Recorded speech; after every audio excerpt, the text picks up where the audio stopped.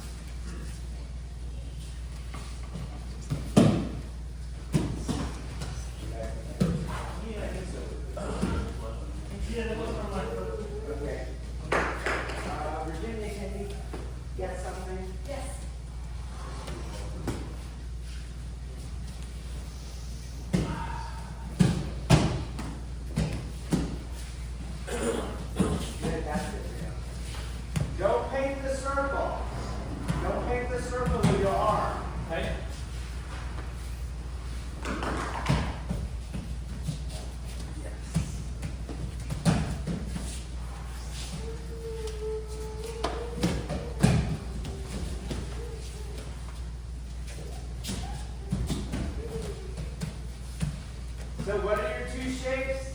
Inward and outward spiral. The first one is going to be the outward. Even though it's going in toward your inner, it's going outward. When it goes in, you bring it into the inward. But it's all at the Gidon level. Okay? Find those spirals.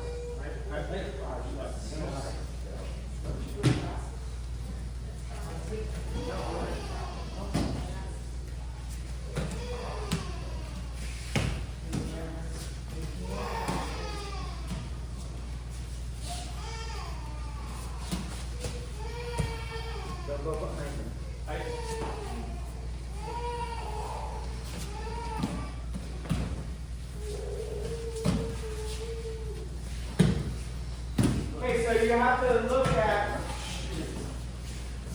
I have to bring his shoulder forward, okay? Has to pass me. His shoulder has to pass me. So even though I'm going out, I'm not going backwards. I'm pulling backwards, okay? So this has to bring him past me. Then I can lower it. After he passes me. He passes me, then I can lower it. And then the centrifugal energy will bring the other side forward, okay? So, boom. Okay, try it. And accept the mat, okay?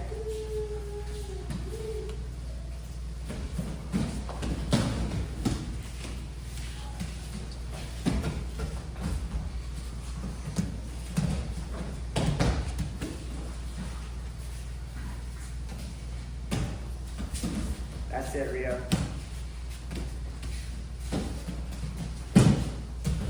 It's passing you too much.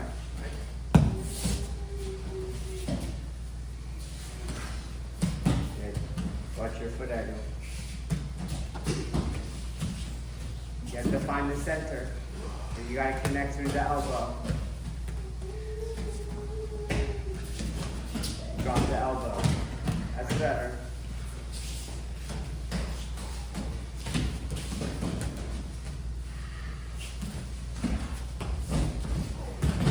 Okay, so we'll watch what Rio's doing. He's just keeping his spine and just experiencing the ride. That's it, okay? Try it again. Everyone go. That's it.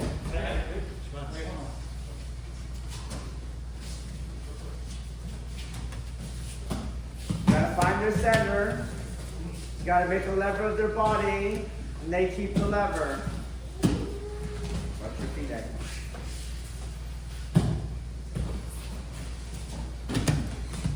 Don't come back up.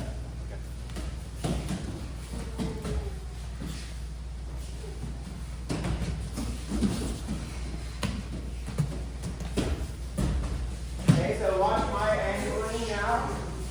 You know I can't way. The fight has to spiral rotate.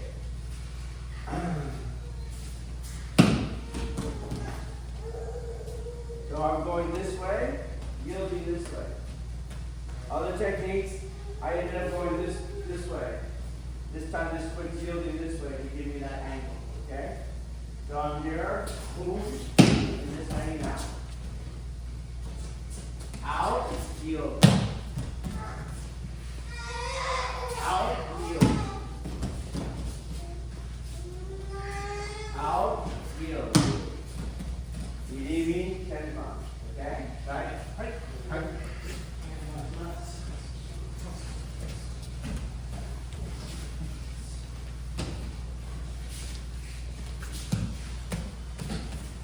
On that new angle.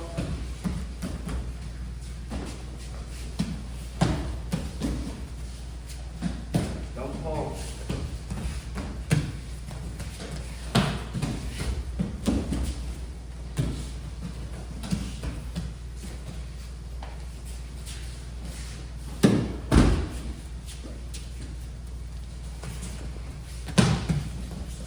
Yield that second foot. 1, 2.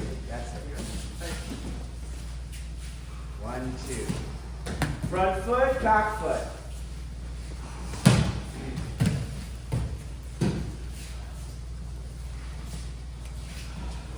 Front foot, back foot. Front foot, back foot. Right foot, left foot. Right foot, left foot. Yes. Front foot, back foot. 1, 2. Too far around. 1, 2.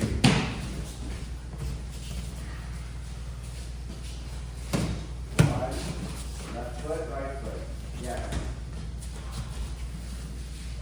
Okay.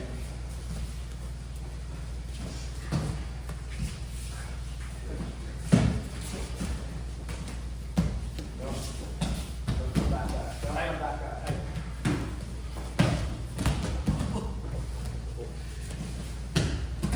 Okay, so watch stay his hand. If his hand doesn't come back up. 1, stays there. See where it stays? Alright. Stays there. It's only the very beginning of the inward spiral and it's low and get up. Got it? Okay, try it.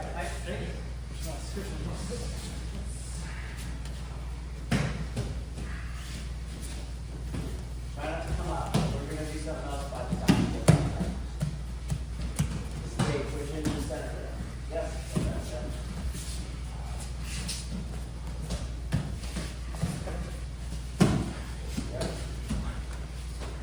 Find your center. Don't move your feet again. Okay, so we go. I'm out here, and I can push that center. It goes up his arm, boom, there. Okay? I want to feel that. Boom. Boom, boom. Yeah, because he's going that way, it doesn't take much. Okay? Okay, try it. What was that? Hold on, we got a question. Are you using the quad for that?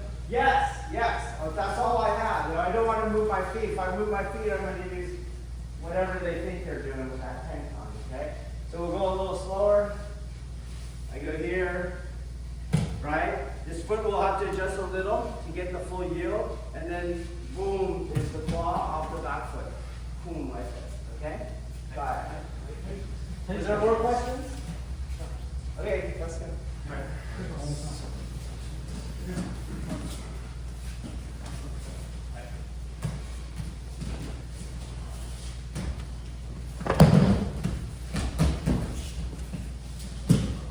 That's all right. Don't expect the roll. We're not doing everything. Just push the center.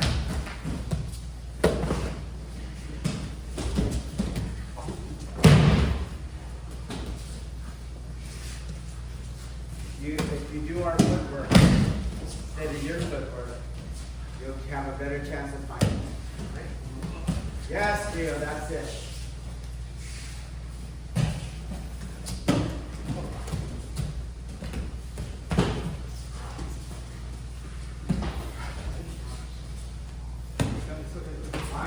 find the overall location of the cross.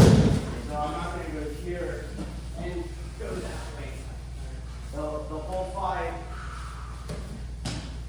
lateral rotates. Okay? And that happens in the idimi, whatever it is for his range, but it's out, and then this foot yields. Okay? And now we're starting to lateral rotate. Okay? When you just go here, you're just going to have an acceleration, not the centrifugal energy. Okay? You have to go boom, ever so slight this way. Okay? Got it.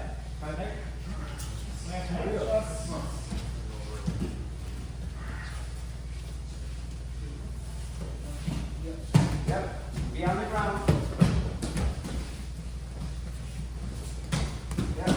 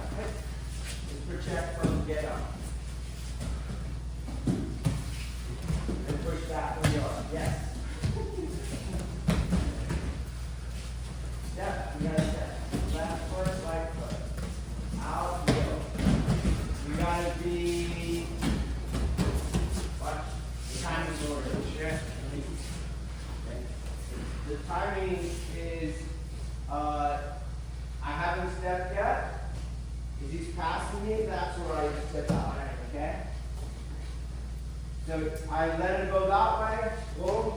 Boom. All right. Okay? Try it again.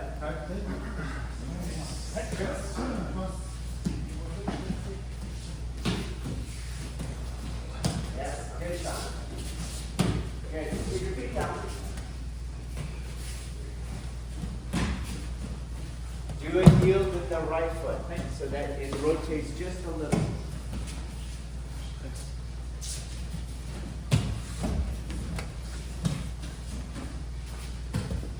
That's it.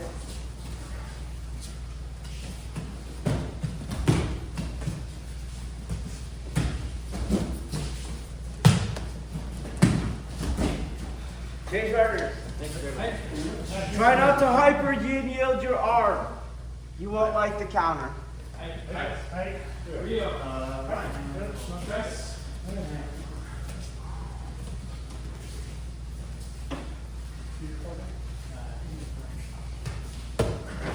Good. Good discipline. Use your leg. Use your foot. Use the 2 steps so the fight starts rotating. Front foot, left foot. Left foot, right foot. Left foot, right foot. And then stay down. Don't come up. Stay down.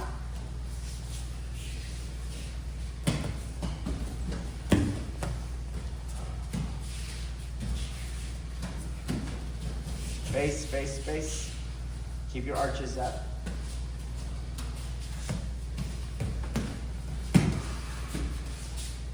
Let him past you. Face and project through his arm. Yes.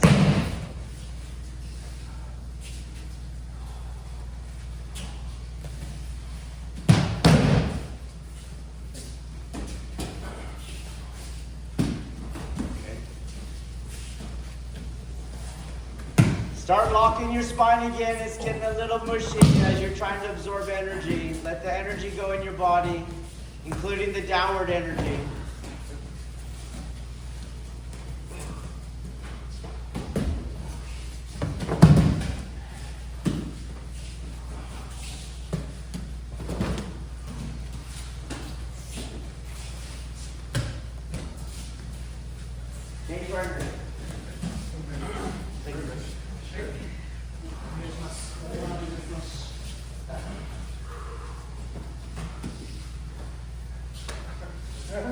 Chris, Taylor, you got some ice.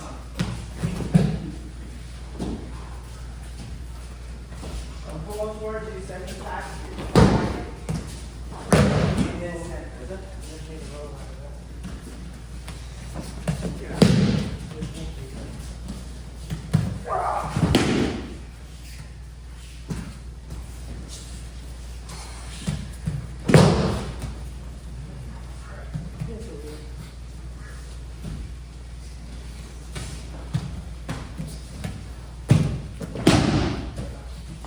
tension as you press. All right.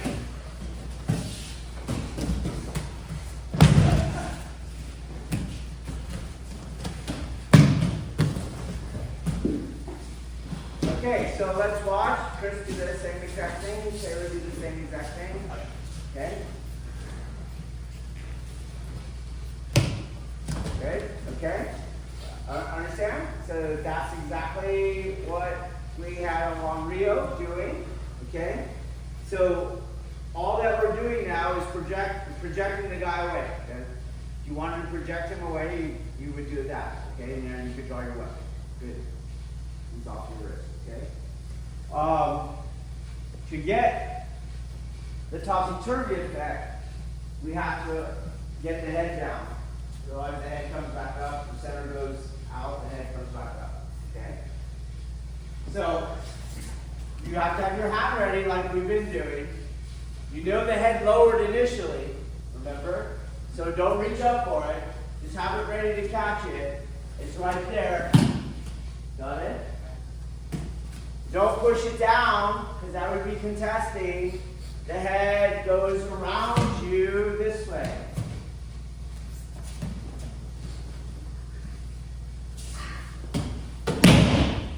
The same center now, pushing on the center, goes where I was projecting. The centrifugal energy takes the legs around it, and the head comes back to me.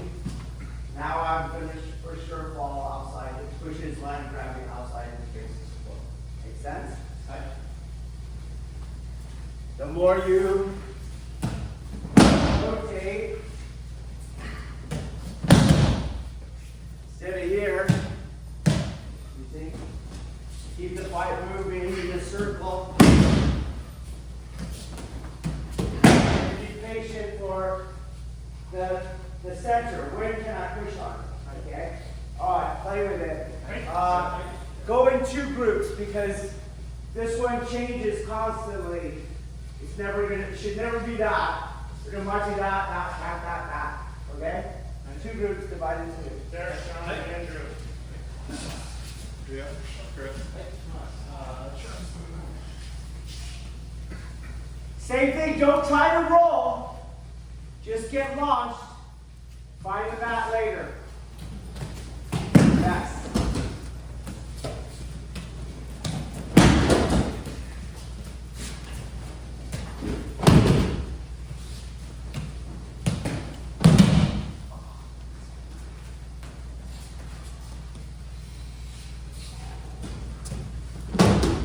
Try to Ryan, you can get out of the way. You all right? Okay, come on then.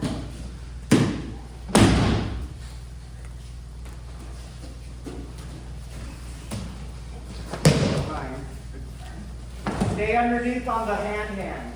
Keep it underneath. Low. Don't come up like that. The head goes down, the arm goes through. Yes.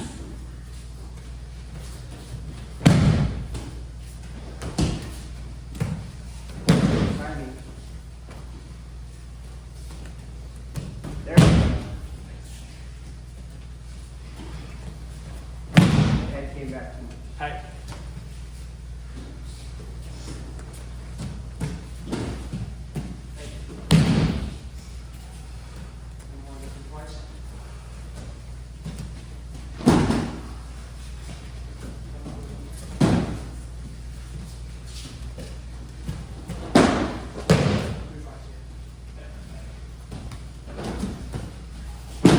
So you're trying to take the Kaiten, right? You're trying to turn them. We're not going to turn them. You guys see that? You're feeling your center go like woo. Okay? When your center's all woo, there's no way it's getting back underneath your line of gravity. Okay? So again, we gotta let go of what we think is happening. And just try these things, okay? So the first thing to do is to stop bringing this hand over the top. Keep it on the center. It's on the center. It's on the center. It stays on the center. You see that? Okay? So if you feel for it, you would never come up because it would feel very loose. Okay? Let's try it again.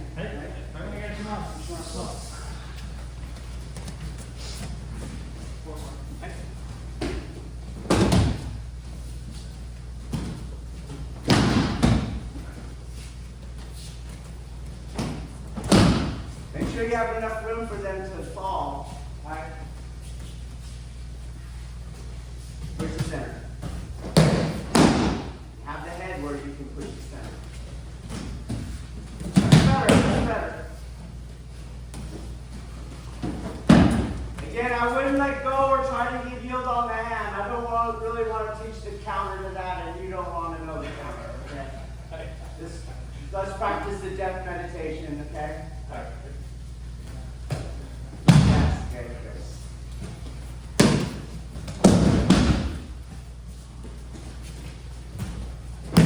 You went over the top. Right?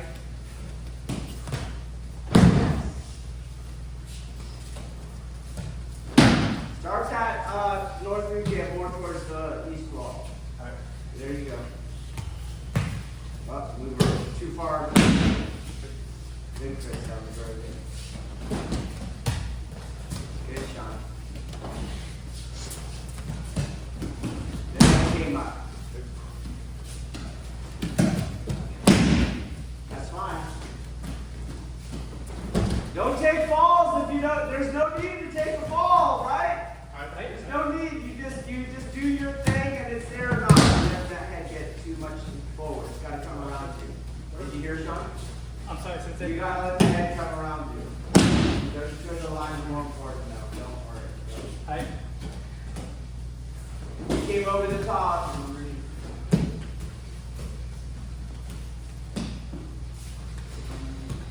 That's it. Just you went around the center and the end.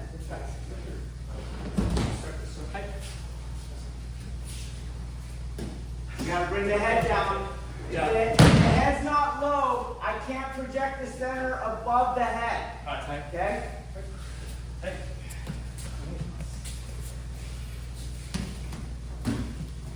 Yes.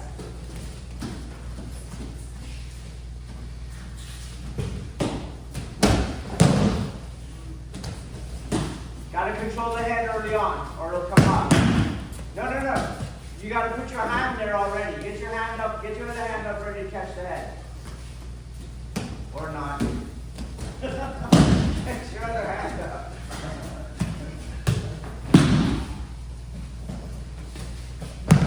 Find the center. Go over the top.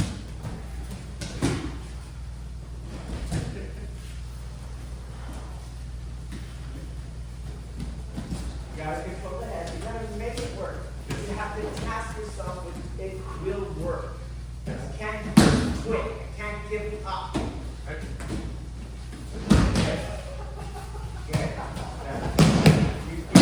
feel that, Travis? Yeah, that's what you got to do. Yes, that's it. Now you know why we roll like we roll.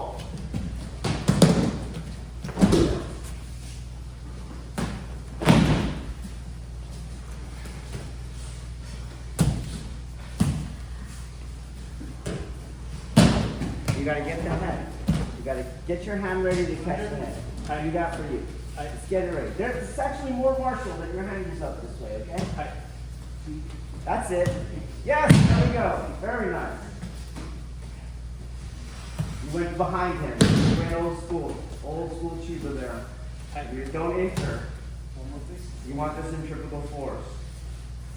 You're going behind him. You're going forward on your Yuniashi there. You don't go forward. He's going to pass you. Did you pass him? Yes. In the center. Don't take the easy way. Up the center. Good. Very good, Ikemi, Rio. Very good. The head has to be lower than the center.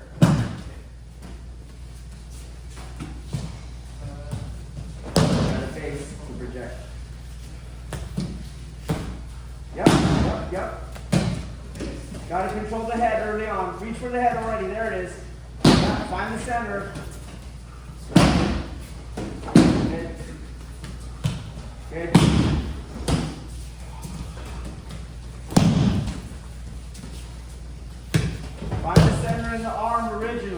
keep it.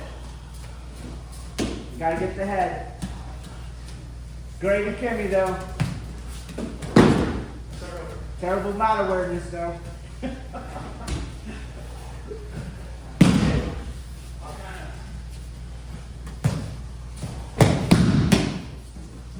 They don't go in the same direction. Head goes in one direction, center goes in the other. Better.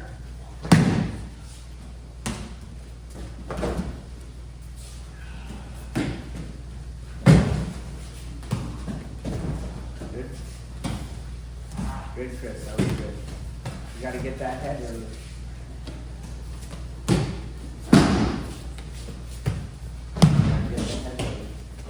Good, good, Kimmy run. You're entering past him, so then you can't project him. Yield with the left foot.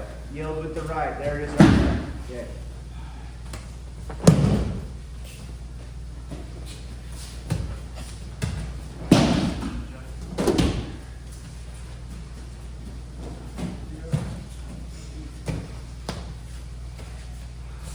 Reach for the head. Come up the center, up the center. Find their center at the beginning, don't pull them.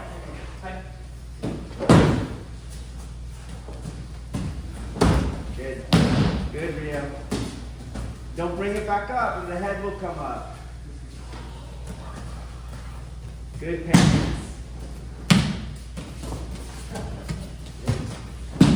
Get him up. Up the center. That was it though. Control the head. Don't go over the top. Good to Kimmy, Travis. Good. Good. Find the mat after.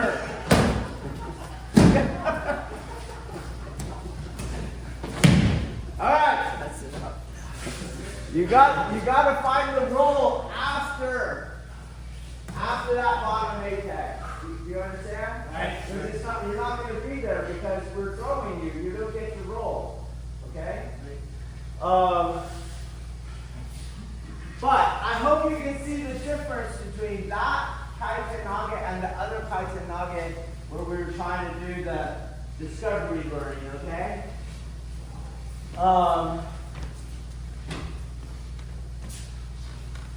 Is it on? Yes. Thank you. You would remember how many times I referred to the video the other day. I thought I turned that thing on. Okay. Again, so go back to the Ukemi talk. Your job as Uke, as far as like where you get your agency, only comes on, you will decide how you land. That's it, okay? And that is how it is in every other grappling art, anywhere else. You get to decide how you land.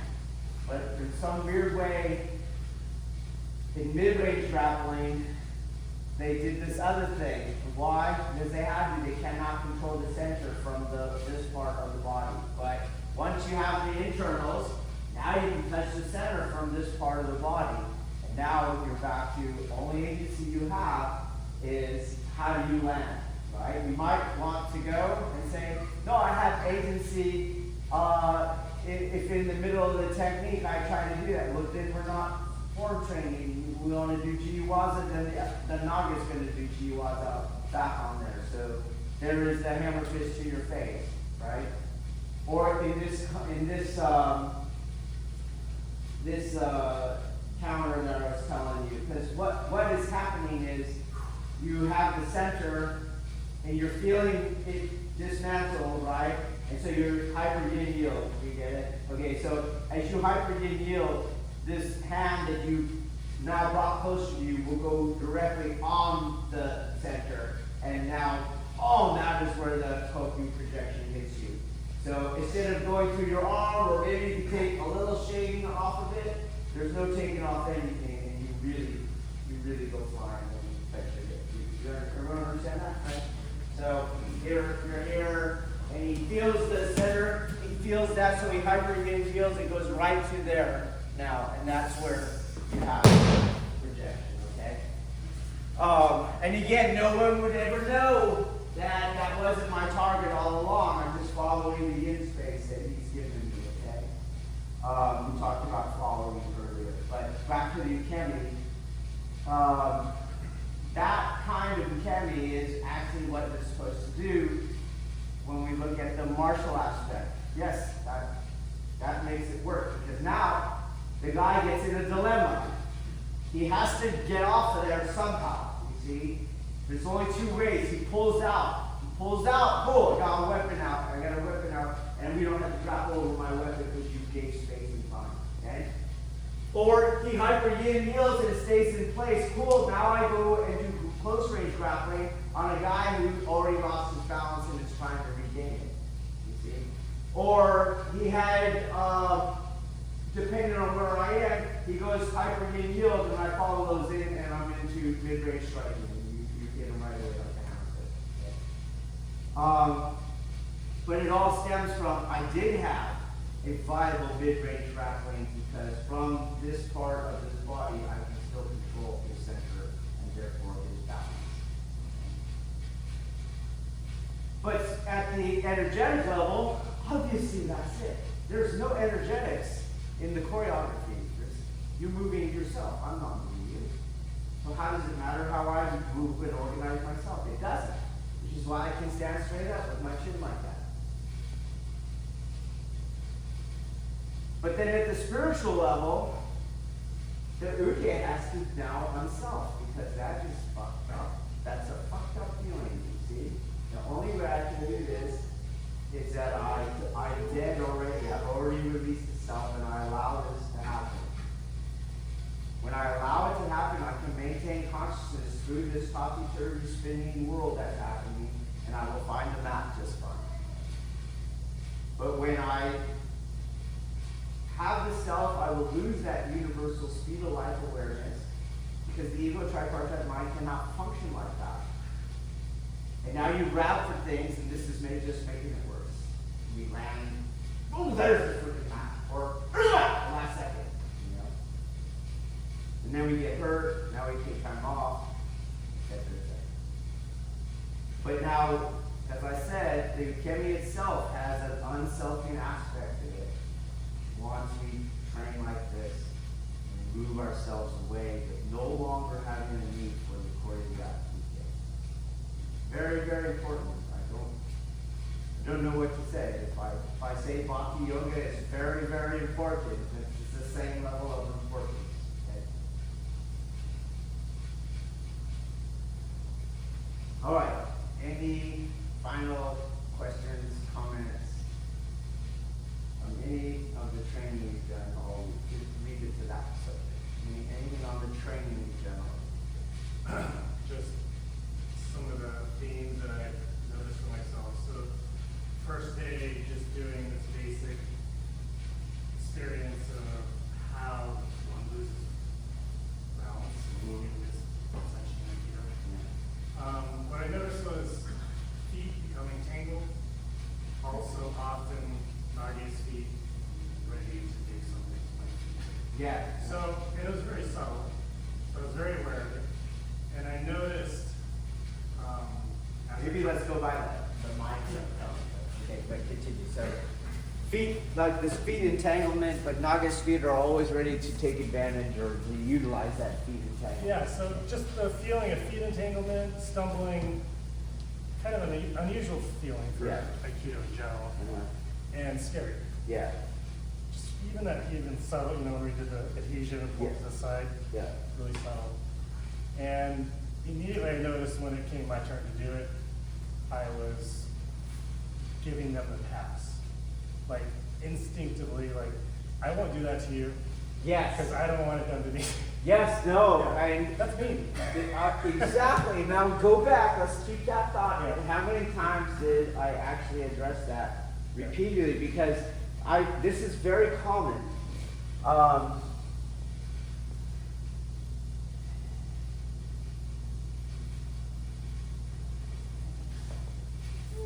I think it's part of the culture that we're all raised in. There's a long history to make us abhor violence. There's a long history of it. There's a long history that our nation-state governments monopolize violence. Okay? Then everyone else is criminal for being violent. You have to understand that for most of human history, that was not the world. So, for example, you know how in the classroom we all went to school at, all our desks were lined up in lines, right? Remember that? And the teacher was up front. Now we today think that's about, well, that way we can all focus on the teacher, okay? But Foucault's work was done on this, okay? And you trace it to, it has to do with surveillance. One person can now watch a lot of people, okay? And you trace it back and you see the same kind of system as in the prisons and the jails, where you can't have as many guards as you have prisoners. So you have to control space and you have to survey that the space is being controlled the whole time. But that went back originally to the military formations, because early on, people would kind of fight independent, like a tribe, and you would have one-on-one. We know from our own arts history, the samurai fought more one-on-one, you see. And much of Europe did. Even the Romans were the first ones and the Greeks were the first ones to really organize themselves in this unit. But even then, they would have different groups as you would be working around. Then Rome disappears. Europe is borrowing some Roman military technology in terms of strategy, but they're coming from more of the hordes that the Romans conquered. It wasn't really regimented like we understand now, where the British colonial soldiers are walking, until these nation states decided to hand everybody a gun. Prior to that, you were of the wealthier class that you could afford armor and a horse, right? And so that class was fighting for that class' economic dominance. But quickly with the rifle, you didn't need all that training and all that funding. And we could start giving it to peasants and farmers. Same thing happened in Japan, and it was a big question. What if they turn these rifles on us because we are controlling them all the time? Well, we'll line them up. That's where that came from. Line them up so we can see which one is doing something different than what we need them to do. And that is what made its way into the prisons and into the classrooms. The way cities are all gridded and everything like that. But along with that inertia is also like the government. This violence is fine when it's for the government. Violence not for the government is not fine. So in a lot of countries you're not even allowed to carry a weapon. The United States has this long history of the tyranny of British colonialism, where they were having their weapons taken away from them for these reasons, and their founding fathers said, no, that seemed to be the gateway to the hell we got ourselves into. And this is why America still has this kind of cowboy spirit. Okay? But there's still a big push in the United States. No, you don't need a gun. Why do you need a gun? Why do you need a gun?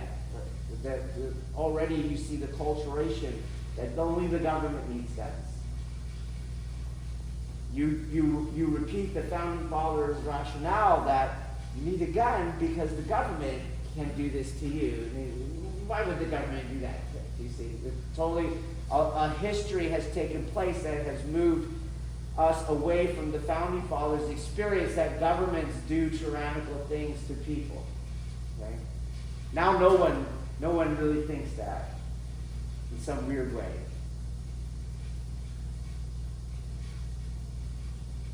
And now violence and the tools of violence, they have a kind of charged energy to them.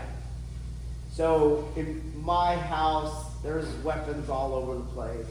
And one time, I had one of my, it was when I was Mr. Pig, so we did a lot of the knife fighting. I had my knife sitting on the nightstand. I didn't even have it there for like in case someone comes in my house.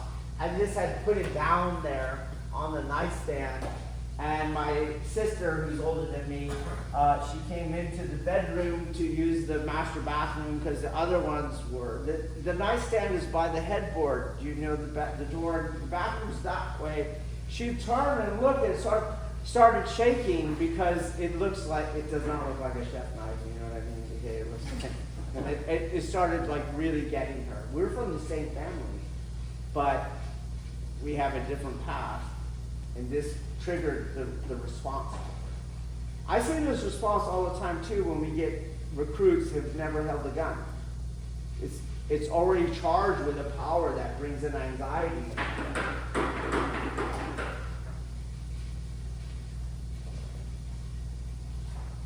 Here too, we do a drill on the, like, one of the ways we get close to the striking and the relaxation is you have your hands behind your back and they'll just hit you in the face over and over until you get used to getting hit in the face. And everyone's more fine with getting hit in the face than you start having people that don't want to hit the other people in the face. I had him cry at trying to do it, the way my sister cried at trying to do that.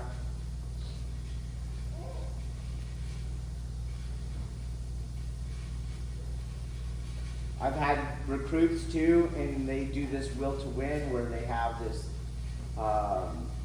boxing match. They have to box each other after they exhaust each other physically, and then they have to do this boxing. And we're looking for quit, no quit. You're exhausted, don't quit. And you'll see again some people like they'd rather get hit than hit the other person. And for me, like I said, we're all just fighting this history that made what was once normal, especially for a warrior. And we're in a warrior art, but somehow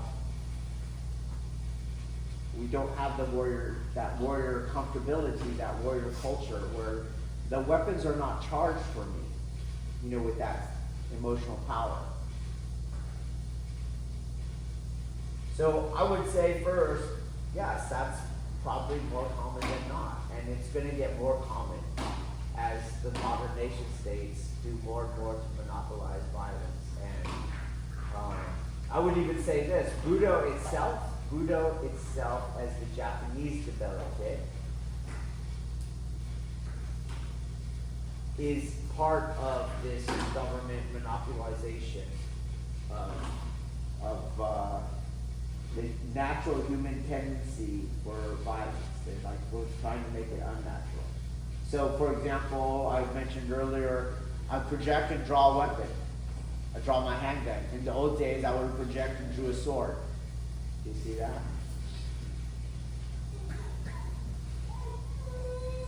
I don't think it's an accident that all these Budo traditions have stuck with ancient, impractical weapons.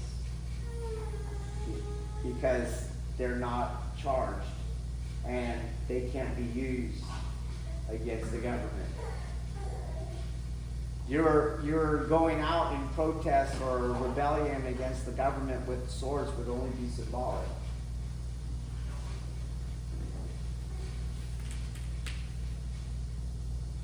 If you show up with AR-15s, no one's going to think it's a symbol, you know.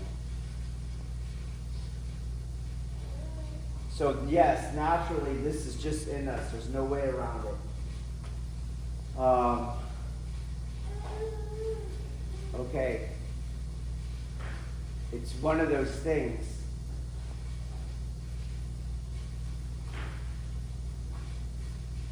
I see this unselfing need. I see a viable practice that is complete. But it goes through this charged, repelling aspect of warriorhood. In other words, it's not a dead.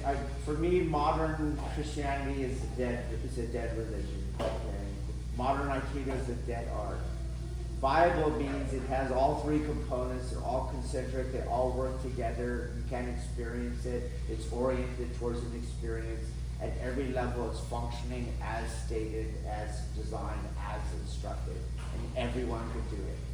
You just got to do this work. Okay, that's what viable means. Quick question. Yeah. The three components being The three components of this art, as I teach it, is there's the martial aspect, there's the energetic aspect, and there's the spiritual aspect.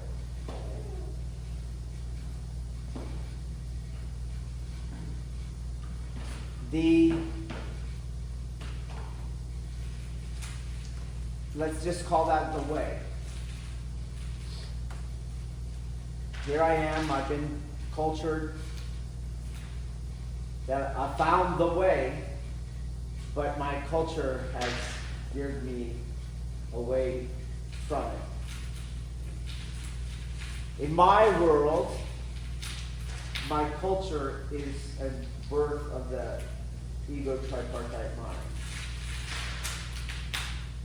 So for me, this choice is not between my culture and the way. This choice is between the light and the darkness, between God and the devil for me. So the choice is easy. But there's still in each of you, you have to get to that area where you're like, I don't like this violent part, but I do like the part about I have to find all the seeds of violence in me. And to find those seeds, I have to pass through this violence as my culture has defined it. See?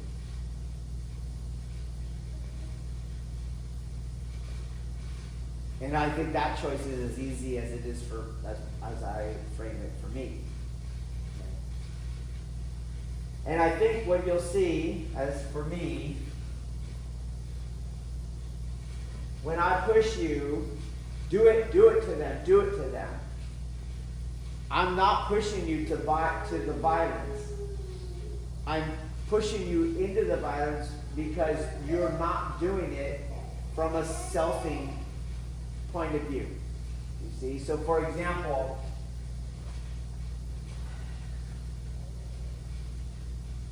you early on contested, or you early on stop the energetic engine early on because you were already stuck in the self. The technique is not going to work and you already know it.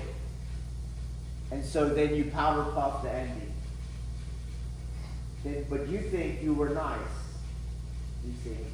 So if my guess, you can testify to this. I'll say like, do it, and then you'll realize you couldn't. You see. That is the only reason that I will make you go past that other stuff, because you're hiding the moral. They're hiding the selfing with the moral cause. Okay.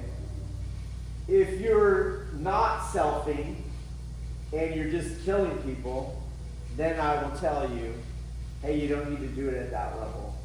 You do it at this level. Okay? Like you saw me do with Ching there.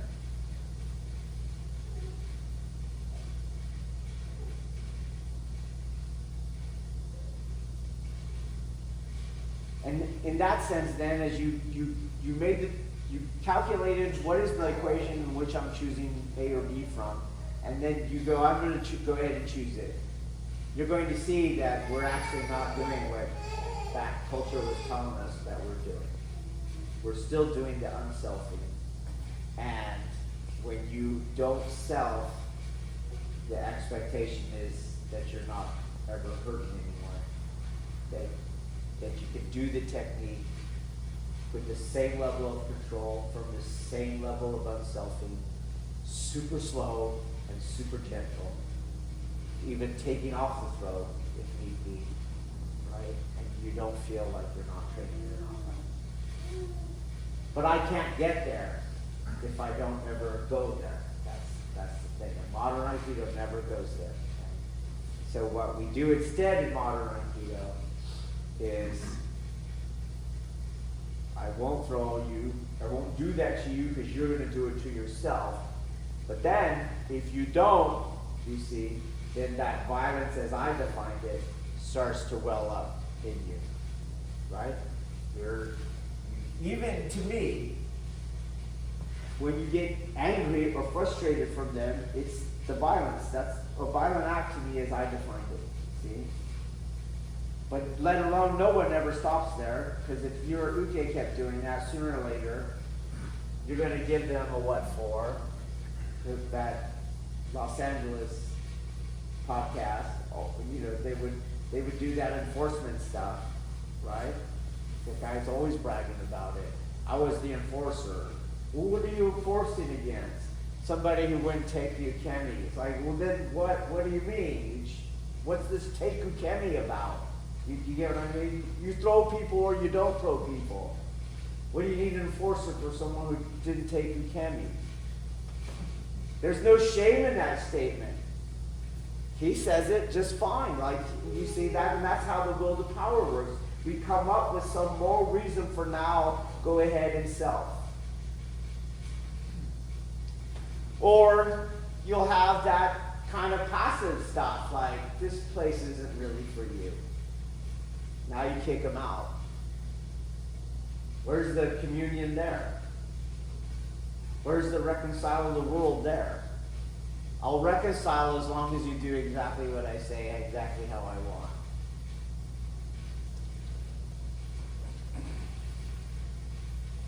So, you're going to have to pass through it. I've never seen anyone who either is violent or who either avoids violence that isn't selfing. It's a weird thing and it's hard to understand because of the history of our culture. But if you get yourself in there, you'll see, oh, that's actually true. It's actually true. So, the most gentle, compassionate cops are also the ones that can kill you cold. Those things go together. Right? But we've been told that that's not the truth. But in our tradition here from Aikido, our samurai narratives is filled with those examples. And that we should not be so ready to go. I'm doing their tradition, but I think I understand it better than they do. Let's get a little doubt knowing ABC. What were they actually talking about? Okay, with this readiness to cut a head or to have your head cut and still cut off 3 more heads with your head cut. Like, everyone knows that's not possible, but what's he talking about? See? Get in there and you'll figure it out. This isn't Cobra Kai, you know, on that show. There's no mercy in this dojo. There's a hell of a lot of mercy in this dojo. It just doesn't feel like it because of the suffering. Okay? But you have to pay attention. How much the schedule changed, how many breaks we're taking, what we're doing, what are we working on, what do we stop working on, you see? All that is, as I said in the preface to this camp, it's your training. What do you need to get to the next level for where you're at? Okay? And that would include for your next level of problematizing the self. You bring the problem of self into your training, not Kaiten Nage. Who gives an F about that? Hang in there, right? I get it. And just expect it. It's normal. They did this to me. They did this to me. Okay? Don't feel guilty or ashamed or cowardly or anything like that. This is what's happened to us. I just found it is curious. It's very because yeah. you know, doing systems of punching people, Yeah. not a big deal for me. Yeah. Well, there's things to work on. Yeah. But it was like very specifically for me personally, and what I've struggled with is that kind of falling. Yeah. And I've studied even on the looks terrifying. And I wouldn't say I'm terrified, but Yeah. definitely I'm not comfortable with it. Yeah. And because rarely ever experienced that in Sistema and Aikido. I feel like normally I have a lot of control. You have a lot of control. A lot of control. Yeah. The only couple times, Yeah. judo champ 300 Yeah. pounder. Yeah. Yeah, you'll have those every once. Even in the Federite stuff, every once in a while, whoa, what the fuck? You didn't want that to happen, you didn't expect that, and it happened. It's just here, that's all that happens. Right, that's the difference. But even then, Yeah. the quality of the throw is even different than that. Yes, yeah, I would agree. The tops and everything. Yeah, all that kind of stuff. But to me, that's what makes it potentially spiritual, because it triggers the self. 100% agree. Because that's why you can't dial past that. You can dial down, but you can't dial around it. So when I did that pace on Bao Ching, believe me, she's struggling with selfing even at that pace. Okay, does that make sense?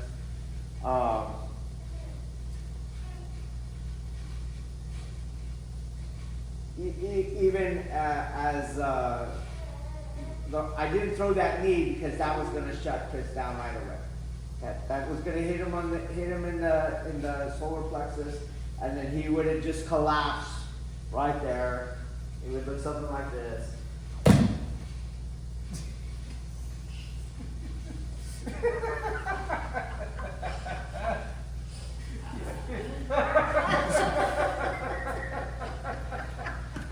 Right? And they're laughing because that's exactly right.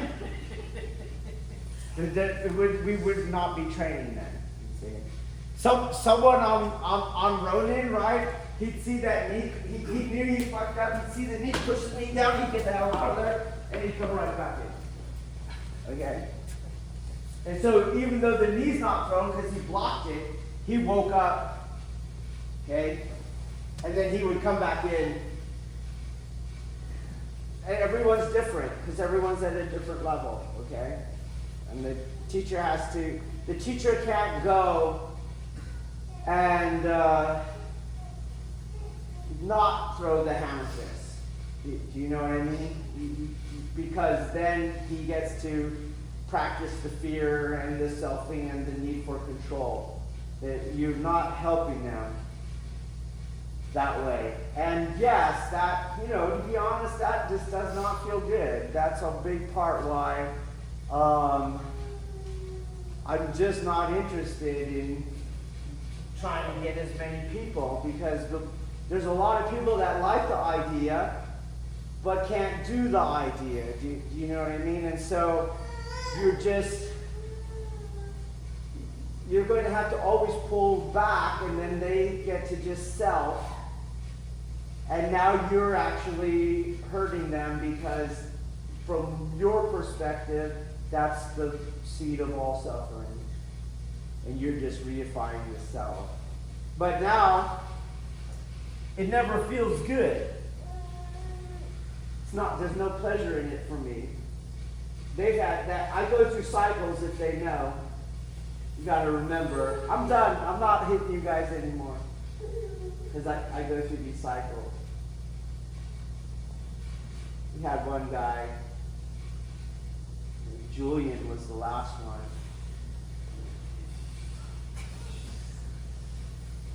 Julian decided that he didn't know if it was real or not. So Julian decides to test it in the middle of people and I can feel all that. You can feel it. I don't think it was a similar technique. I know it was a hammer fist to the face. So he decided he was going to turn in the technique But instead of turning out of this hesitation, just turning out of the intention, and with the assault. So I ended up hammer fisting him, and it broke his nose, and his blood went all over the place. And then he woke up. He felt guilty as hell. He thought, I shouldn't have doubted you, Sensei.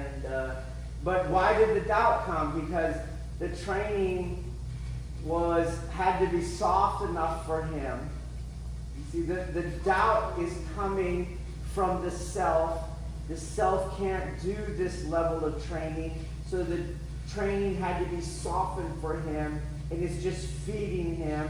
And so he had to go to this level, and now it broke him and required me to go to that. And I was like, I'm not doing this for no one else. This is for my sons only. My sons are those who will align with me, male or female. Just like the sons of God. So that's why I'm not going to let you in, because I'm not going to reify yourself. And if I was just going to take this extra level of violence, no, we're not doing that. Again, that's why I motivate you. You do it. You do the alignment. You don't need the whacking stick. Don't need it. Here's the self. Here's what it does.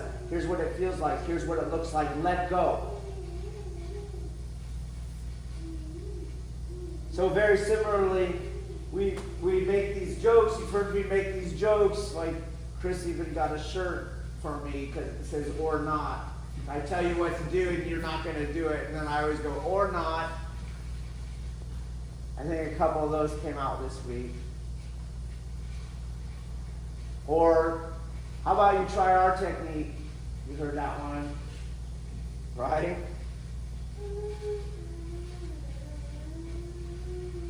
Early on, we had our own little preface into this camp, and one of the things I said to this group, because he already knows how to do this, you felt that firsthand. He's going to, whatever you do, he's going to throw you. Whatever thing. But I had to tell this group, whatever you need to do, you make the throw work. But why? Because they're selfing and getting themselves in situations where the throw cannot work. So even just recently, just right here, you're pussyfooting around the throw. And I go, do it, and then you bounced off of him. Because you have that tension in your body.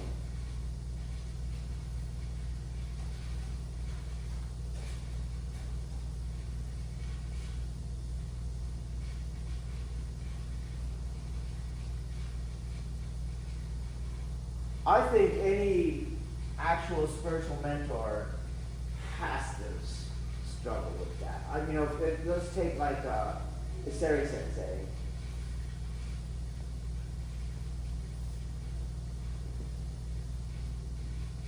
I learned a lot from him. Nowhere near what you're seeing here, because he had a lot of students. They can't do what I do. But he was influential in my life. And he didn't give a shit about no one else. The second you did your own thing, he would let you do your own thing.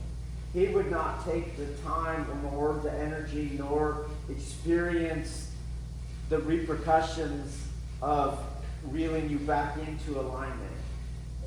And I think that this is related, right? Like, I'm not going to do it to you. And that's how a lot of teachers are. They're not going to hold you. They're going to let you do your own thing. That's why the mat looks, everyone's doing their own thing. That's why when I stop you, it feels so weird to what maybe you were used to.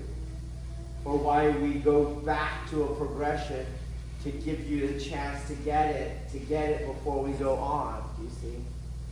Why the lessons feed off of the other lessons and we don't jump all over the place. You could jump all over the place when you don't give a shit what everyone's doing, you see? Who cares? So even from the teacher's point of view, there's, we understand violence in this grander thing. It's like they don't want to do this, but I am going to make them do it by making it impossible for them to not do it. You see? So, just like I told you the way you were moving your feet that time, I'm going to come up with a version where you can't move your feet like that. That's the kind of violence. He wanted to do it one way, he wanted to do it another way, but I wanted him to do it this way. Because I wanted him to use the force engine, which requires the unselfing. Right? And then I combined that with everyone that wanted to find their inside foot.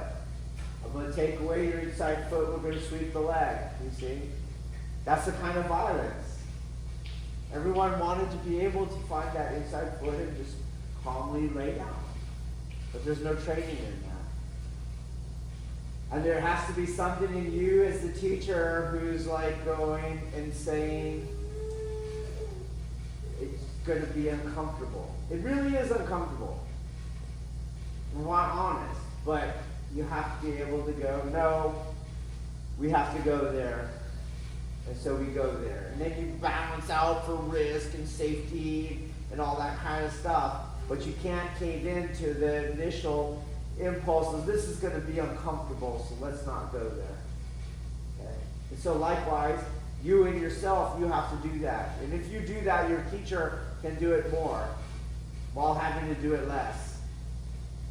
Okay? If you're ready to be uncomfortable, then you're working on it. We're doing it. Okay?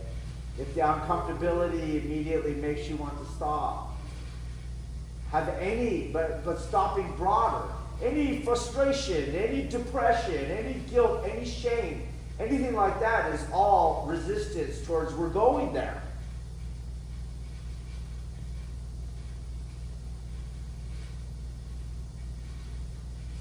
You're already dead. Go. What's there to be ashamed of? What's there to be guilty of? What's there to regret? What's there to dread?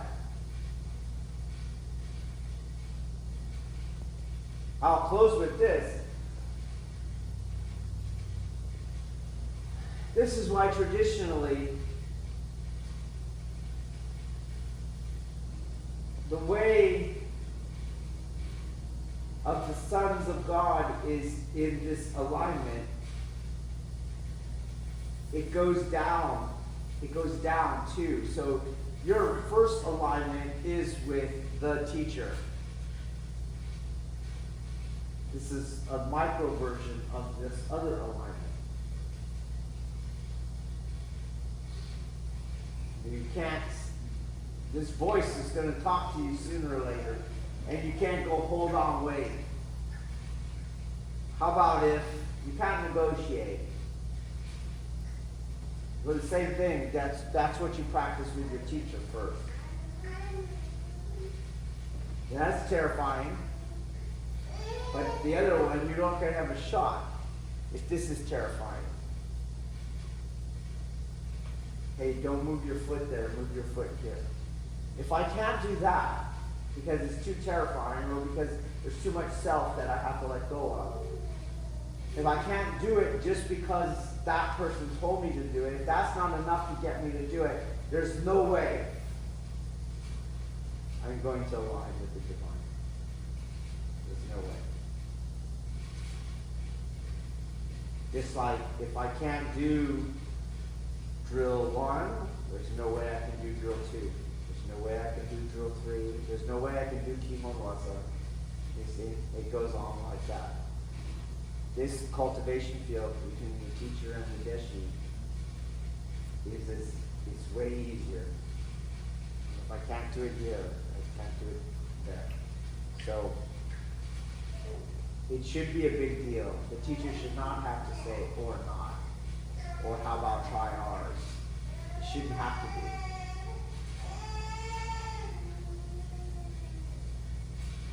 And I think if we do all that, we won't even we can circumvent this, I'm doing something to someone else. Do you know what I mean? It gets filtered through the teacher. And it gets filtered through the teaching. I'm not doing violence. I'm creating an unselfing ritual.